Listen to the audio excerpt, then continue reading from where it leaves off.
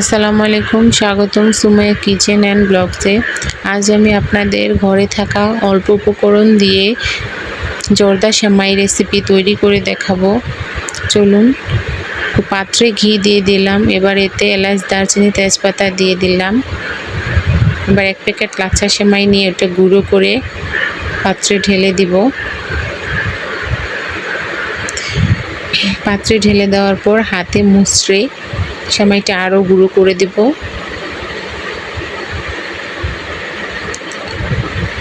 এবার ঘিয়ের সাথে অল্প আছে আস্তে আস্তে নেড়ে সেমাইটা মিশিয়ে নিতে হবে, ভেজে নিতে হবে। অল্প আছে ঘিয়ের সাথে নেড়ে চেড়ে মিশিয়ে দিতে হবে।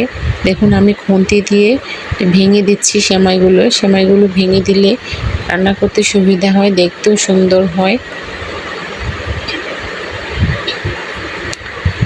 আমি মিশিয়ে নিচ্ছি। এবার এর মধ্যে চিনি অ্যাড করে দেব। যে যেমন মিষ্টি খায় সে অনুযায়ী চিনি দেবে। আমি মিষ্টি বেশি খাই, তাই আমি চিনি বাড়িয়ে দিয়েছি।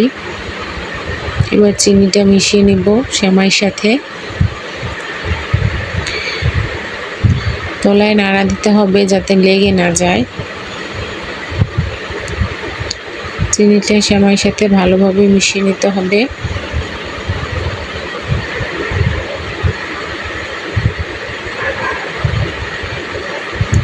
অল্প আছে রান্না করতে হবে, তা না হলে চিনি লেগে যাবে।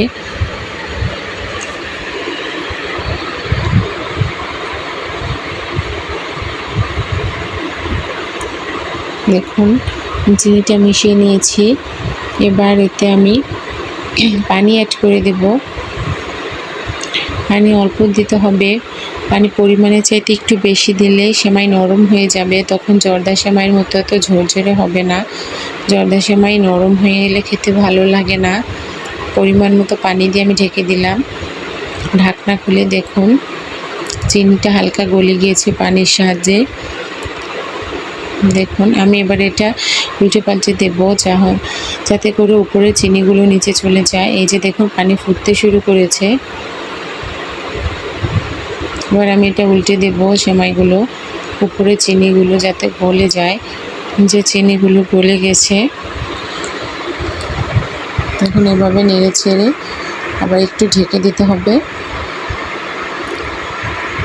ঢাকনা খুলে দেখুন কি সুন্দর চিনি গলে গাঢ় গাঢ় শিরা হয়ে গিয়েছে চিনির। এটা ভালো করে নেড়ে চেড়ে মিশিয়ে নিতে হবে।